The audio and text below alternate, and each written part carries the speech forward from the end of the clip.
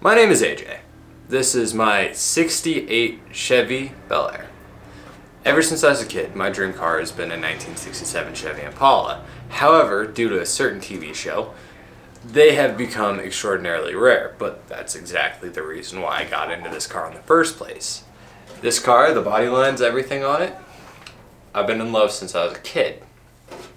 But I'm 22 years old, and this car is almost 60 years old. Right now I'm in my buddy's garage. I've done about a year's worth of work on it just to get it to where it's at now, and if you can't tell, it needs quite a bit more. Okay. So this is the 1968 Chevy Bel-Air that I was just standing inside the engine bay of, working on. As you can tell, she's in rough shape. And I know the garage isn't the cleanest, but it's something that we've been working on consistently for the past year. Some dings, some dents, some rust up in here. But we call those speed holes, so that's okay. Then, got this beautiful body line that I'm always gonna rant and rave about. Here we have the rear of the car and the, shop that we're working on it in. Rusted taillights. All the glass is intact. But full 360. Oh. And if you can't tell, it's not exactly level at the moment. But that's from our wiring mess. That's from, us trying to, get it up and going and running properly again. All the way back to the trunk, back door that wouldn't open, all of it. Overall, I'd say, pretty all right. Here's some of the biggest trouble spots, in my opinion. So just gotta take a little trip over here. That corner panel, a little rusted, not too bad. Right there, pretty decent sized rust hole. And here's the creme de la crop. That's a big old dent right there, with a nice little rust hole. So we're gonna have to do something about that.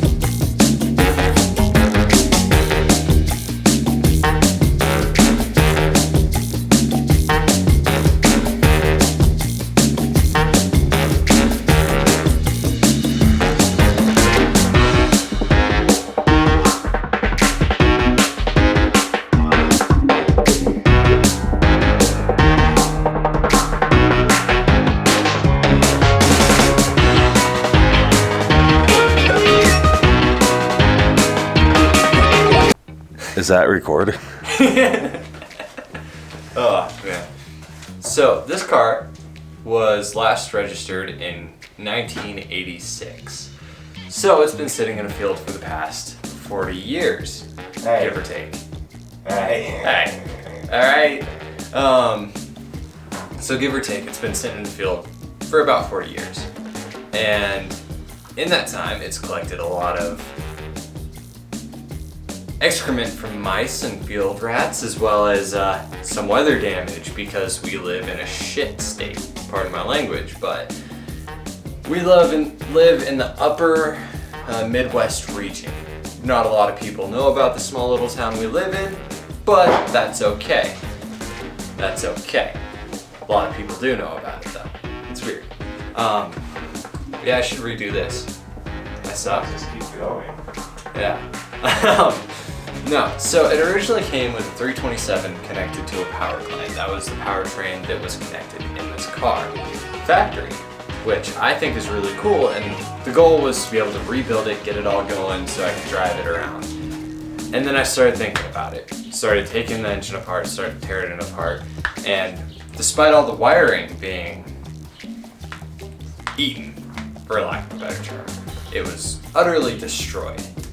We, took the heads off and we were able to find the two starter wires and connect them and see what happened. So we jumped the starter and the camshaft in it was blown. So we started tearing it apart a little more, and the goal was to just rebuild that. It's not a big deal. We can do a camshaft pretty easy. But the issue for us came when we took the heads off after we got in the garage and we saw that two of the the head gasket on each side was blown, which, if you know anything about engines, one thing they really don't like is excessive heat, which, especially Chevy small blocks, they have a habit of blowing head gaskets when they get really hot. So, to counteract that, I did a lot of research. And I knew roughly what I wanted to do with it, I wanted to make about 400 to 500 horsepower natural. No turbos, no superchargers, nothing like that. Which, don't get me wrong, those big whirly bits, that might be in the plans later on. But as of this moment, right now, the goal is about 400 horsepower naturally aspirated, maybe 500 horsepower naturally aspirated. And the easiest way that I found that we could do that is by LS swapping. So I got a 5.3, which is a 5.3 liter small block Chevy. It's not technically an LS, but it's technically an LS. It comes from the same small block Chevy V8 platform as every other LS. But my goal, before I was able to get my hands on a 5.3, was I wanted to find a good 6.0. Because one thing about me, bigger is better. It's like Texas almost. So, anyway, I looked around, and all the 6.0s were selling for way too much. And I'm young, I'm broke.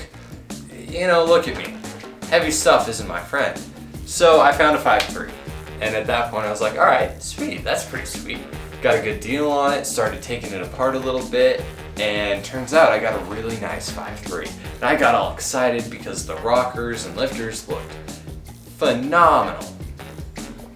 And then as I'm in here doing some work on this car, I get a text message. And a buddy of mine had sent me a post on Facebook Classifieds. It was a 6.0 with a transmission out of a FedEx truck for a really good price. One I couldn't really say no to. So now the plan is to put a 6.0 in here with a transmission. Originally it was going to be a 4L60 or 4L80, however, the transmission that came with the engine is a 6L90 or a 6L95. No E, so it's not electronic, which is fantastic in the sense of less wiring to do. And also, bigger, smokier burnouts, don't have to worry about the electronics as much. It's pretty fucking nice if you ask me, pardon my language once again. However, yeah, the goal of this car is, once I get it done, the goal of this car, in 9 months, LS Fest is happening, or maybe, no. In 8 months, down in Las Vegas, Holly LS Fest is going to be happening. And it's April, so it's 9 months. In 9 months, Holly LS Fest will be going. And I want to drive this down here to it. So we're going with a fuel injected system. We're gonna try and go stock ECU and almost stock everything. But we've done a whole bunch of work on the car. As I said, I've had it for about a year. And I've done a lot of work to it. It's one of those things where I wasn't recording, so it didn't happen type of deals, because it's monotonous work that just needed to get done. We've redone the disc brake, or the drum brakes, wheel bearings, the rear shocks, you know, just a whole bunch of stuff that is small, minute. But as of right now, we're getting into the wiring. And the thing is, the transmission that I got, which I'll show you in just a sec, does not fit in this tunnel right here. So what I'm waiting on right now is for tunnel to show up for us to be able to cut a big old hole in this thing, which, you know, weight's nice, but cut a big old hole and then weld a new one in. So tomorrow morning we're going to be driving to another town close to us and grabbing a welder and all that goodness. Then once we have the welder and all that goodness, then we're going to work on cutting out the transmission tunnel and putting the new one in so we can fit the transmission in properly. But that's where we're at. We're waiting on parts to be able to rebuild the 6.0 LS and the tunnel to be able to fit the transmission in this thing. Because, you know, big beefy cars like this that are 29 feet long and 6,000 tons, they need a little extra.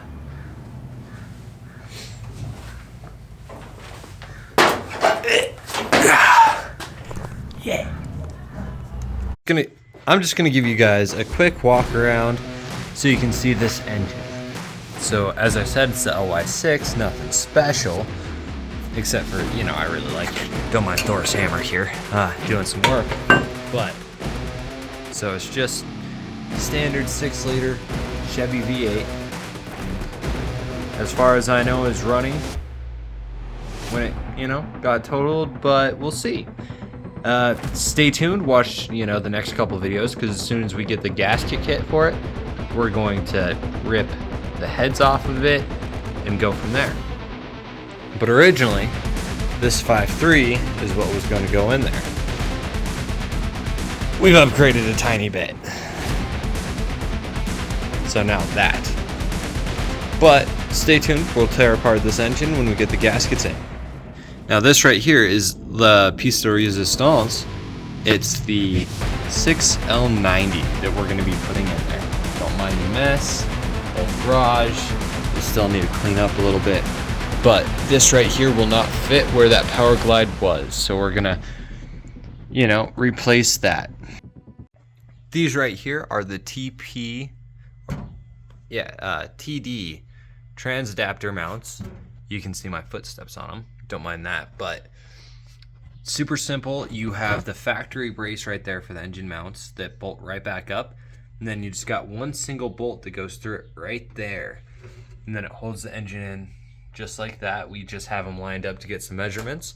We're going to be taking them back out to bolt those brackets back up to the motor before we start putting it in. But as I said, they're insanely easy to install and use, and I couldn't be more pleased with them. They're fantastic. Right there is a new fuse box for the painless wiring. Don't mind the mess down here. It's a lot of spaghetti at the moment. But that is the new fuse block for the painless wiring harness, and they make it super easy. So we've just gone through and is already segmented, but we segmented it a little more for our convenience, and just, you know, these ones right here go to the painless kit, AC compressor right there, which this car is not going to have AC or anything like that, but it's been immensely helpful just to have something super simple. That's all to the back of the car. That's the rust hole for speed. Yeah, and this is the tunnel that's going to be removed and replaced with a bigger one. Within the work that we've done to it, we've put new motor mounts in there, and we use TD Transdapt, which I'm going to show up close and personal right here, right now. These things right here. Super simple, super easy to use, super easy to find online, but one of my favorite things that I've done to this car for the sole purpose of 3 fucking bolts, and they're in. That easy, that nice, that fantastic, if I'm being honest with you. And then, hold on. Put the painless box back for a second. And now say, I'll put an insert of what they look like in here or something like that. I'll put an insert of what they look like in the engine bay in here, right here. Please don't re-record that. That's perfect. Okay, now we're on to page 2.1, painless wiring. All right, and so to wire. Card. No. I should fucking re-record that. No, I like it. It was perfect. It had personality. I think you should keep all of this in too. Anyway, next shameless plug for painless wiring. All right.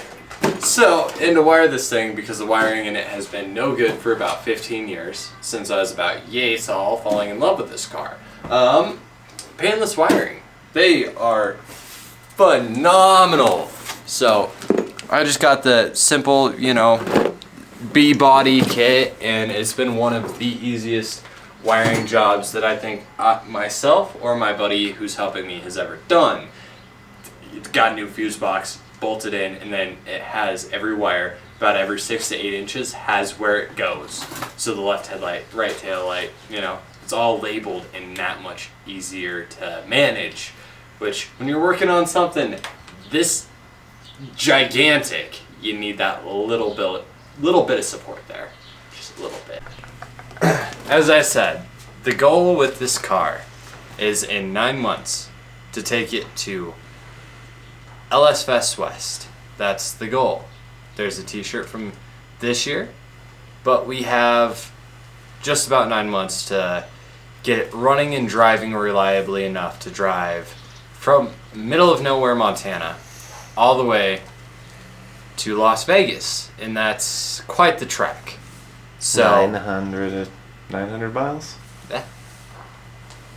I would drive 900 miles just to be the car that... No? And that pile of shit behind you will be broken down along the road near you. That one? Yeah. I don't know. I think that one's going to make it before this one does. If I'm being fully honest with you. I have faith we can get this thing here, but it's got to drive there and back, man. That's 1,800 miles. That's the fatal flaw. Nah, that's beautiful. Fucking Ford Rangers. So, as of right now, here's where we're sitting. Later this week, we're going to have the parts to work on the engine. As of tomorrow, we're going to take a trip to another smallish town close to us to go to Harbor Freight to get tools to be able to properly do the tunnel project. Then once we have, a little footage from there, a little bit of, toolage, we'll be on our way back. And we'll, keep you updated along the way.